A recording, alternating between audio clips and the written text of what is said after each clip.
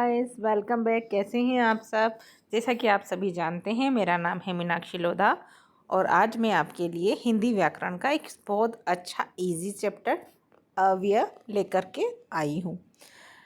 अव्यय अगर आपने यहाँ से पढ़ लिया तो आपको कहीं और किसी और चैनल पे जाने की बिल्कुल भी आवश्यकता नहीं है। मैं आपको बहुत ही ईजी तरीके से समझाऊंगी। जिसके हम शुरू करते हैं। अव्यय का शाब्दिक अर्थ होता है जो व्यय ना हो, जो कभी खर्च ना हो, जिनके रूप में कभी भी कोई भी लिंग आ जाए, वचन आ जाए, पुरुष आ जाए, कारक आ जाए, कोई भी काल आ जाए, किसी की भी वजह से उसमें अव्यय में कोई परिवर्तन नहीं होता, उसे हम अव्यय शब्द कहते हैं। अव्यय शब्द हर स्थिति में अपने मूल रूप में रहते हैं, वो कभी चेंज नहीं होते। इन शब्दों को हम कभी कभी अविकारी शब्द के नाम से भी जानते हैं। जैसे कि अव्यय के कुछ उदाहरण हैं। जब, तब, अभी, अगर, वहाँ, यहाँ, इधर, उधर, किंतु, परंतु, बल्कि, इसलिए। अब हम इसमें से एक शब्द अव्यय ये ले लेते हैं, वहाँ। ठीक है, तो वहाँ को हम कम से कम हम इसको जितनी भी तरीके से बनाएंगे ना, है सभी में वहाँ वहाँ ही आएगा। ठीक है, कभी चेंज नहीं होगा, चाहे लिंग, पुरुष, कारक, काल, किसी भी तरीके से कभी ये चेंज नहीं होते। जैसे कि मैं वहाँ जाऊँगी, ठीक है, सीता वहाँ जाएगी, राम वहाँ जाएगा, यहाँ से वहाँ जाओ। तो ये जो वहाँ शब्द है ये चेंज हो रहा है क्या? इस पर किसी भी परिस्थिति का कोई फर्क नहीं पड़ता। तो अवयव वही रहते हैं जिस पर कभी किसी परिस्थिति का फर्क नहीं पड़ता है। ठीक है, जैसे कि वहाँ यहाँ से चला गया, राजू प्रतिदिन पढ़ता है, राजू प्रतिदिन पढ़ता है, सीता प्रतिदिन पढ़ती है, नेवला प्रतिदिन पढ़ती है, मैं प्रतिदिन पढ़ती हूँ, तुम प्रतिदिन पढ़ते हो। तो ये प्रतिदिन जो शब्द है ये अव्यय है, ये कभी चेंज नहीं होता, चाहे कोई भी कंडीशन सिचुएशन आ जाए। अब आगे पढ़ेंगे हम इसमें अव्यय के भेद। अव्यय के भेद कितने होते हैं भाई? अव्यय के 5 भेद होते हैं। कौन कौन से होते हैं? सबसे पहले क्रिया विशेषण अव्यय होता है, जो क्रिया की विशेषता बताता है। संबंध बोधक अव्यय होते हैं, जो संबंध बोधक शब्दों की विशेषता बताता है। समुच्चय बोधक अवयव जो योजक चिन्हों की विशेषता बताता है।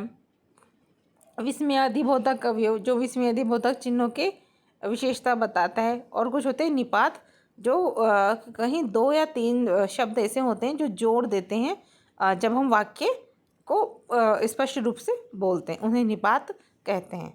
तो चलो बिना वक्त गंवाए हम आगे बढ़ते हैं सबसे पहले पॉइंट पर।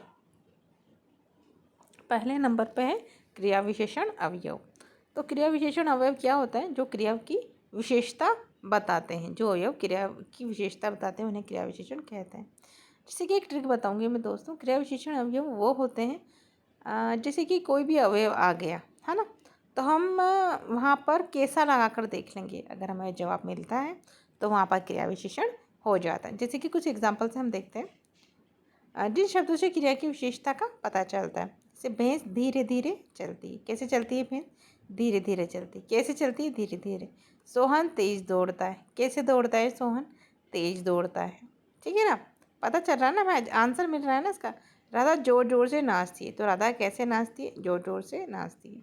शीला सुंदर लिखती है। कैसे लिखती है शीला? सुंदर लिखती है। तो हमें उनकी क्रियाओं की विशेषताओं का पता चल रहा है। जैसे कि चलना एक क्रिया है, चलना कैसे चल रही है? वो धीरे धीरे, तो इसकी विशेषता हो गई है ना। दौड़ना एक क्रिया है और तेज चलना, तेज क्या है? तेज इसकी विशेषता है। ठीक है, तो क्रिया की विशेषता का हमें पता यहाँ पर चले और हमें ट्रिक लगा के देख लेनी है कि कैसा, अगर हमें आंसर मिल रहा है कि हाँ कैसे धीरे धीरे, तेज, जोर जोर से।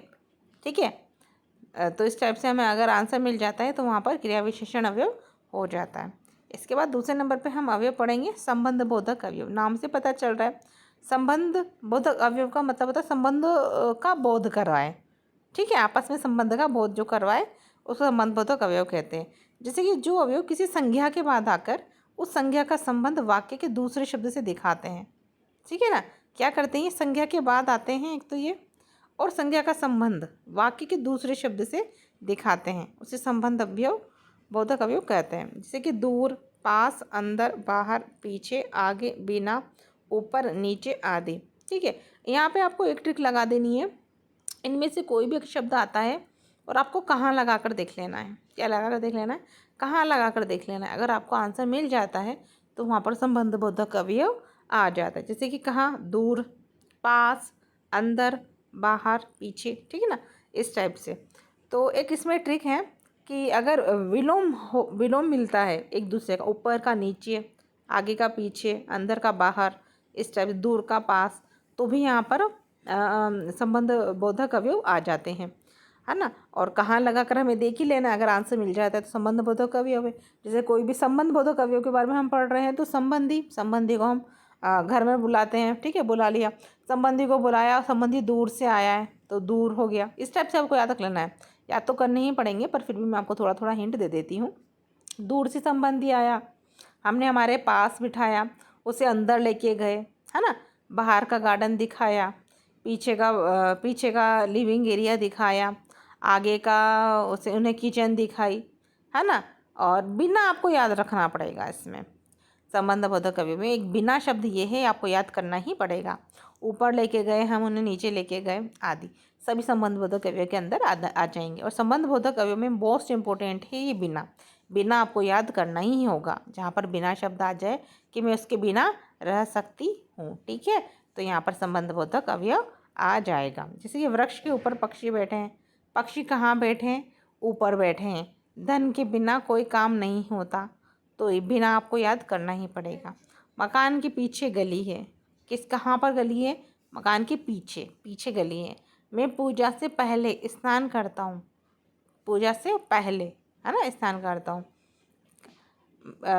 राम भोजन के बाद जाएगा, कब जाएगा, राम भोजन के बाद जाएगा। मोहन दिन भर खेलता है, कब खेलता है मोहन, दिन भर खेलता है ना।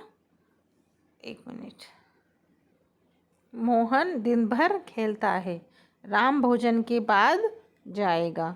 मैं पूजा से पहले स्नान करता हूँ, पहले, बाद में, दिन भर, बिना, ऊपर नीचे, अंदर बाहर, आगे पीछे, है ना।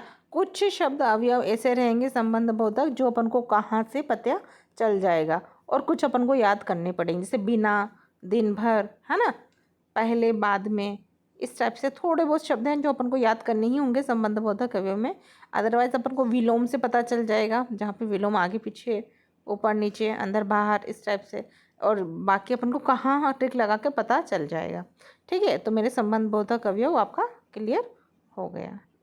अब तीसरे नंबर पर हम पढ़ेंगे समुच्चय बोधक अवयव। समुच्चय का मतलब होता है, समुच्चय मतलब मिला जुला, जो शब्द होता है उसे समुच्चय बोधक अवयव कहते हैं। हम दूसरे शब्दों में बोल सकते हैं योजक शब्द, जो दो वाक्यों को जोड़ने का काम करते हैं।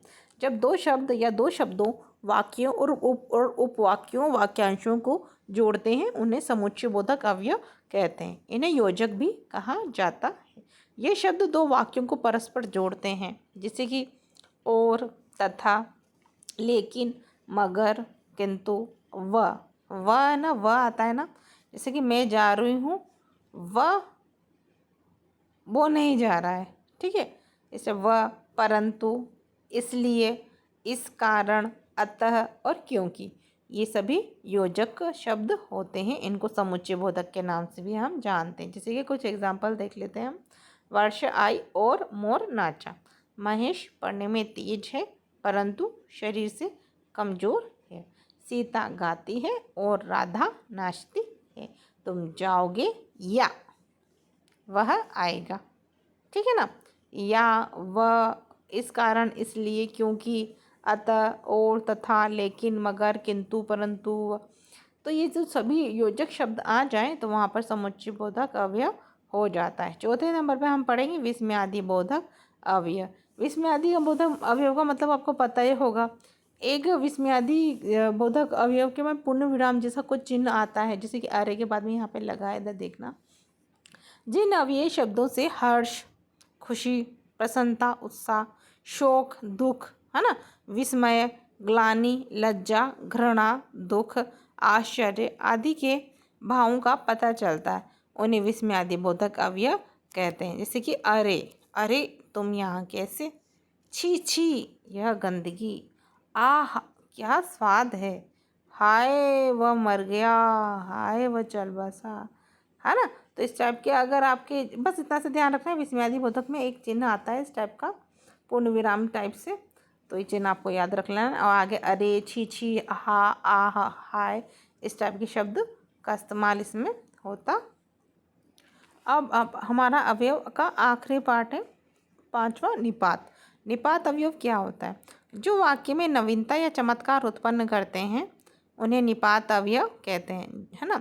जो अवयव शब्द के किसी शब्द या पद के पीछे लगकर उसके अर्थ में विशेष बल लेकर आते हैं उन्हें निपात अवयव कहते हैं। जैसे, और इन्हें अवधारक शब्द भी कहते हैं।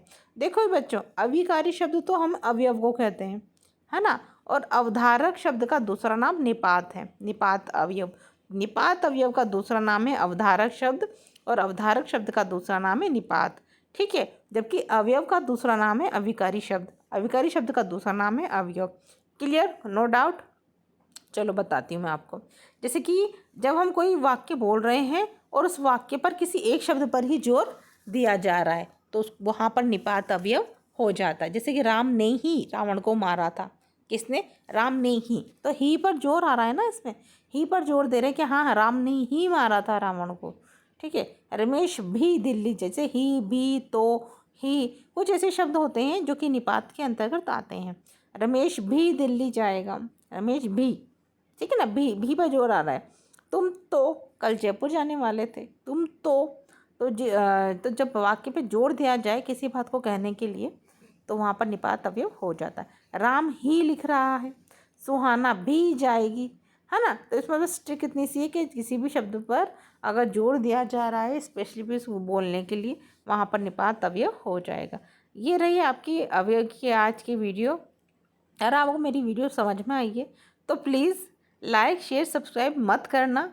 बस इसको बार बार में देखना, रिवीजन करना और याद करना और अपने एग्ज़ाम को क्रैक करना। धन्यवाद दोस्तों, बहुत बहुत शुक्रिया आपका।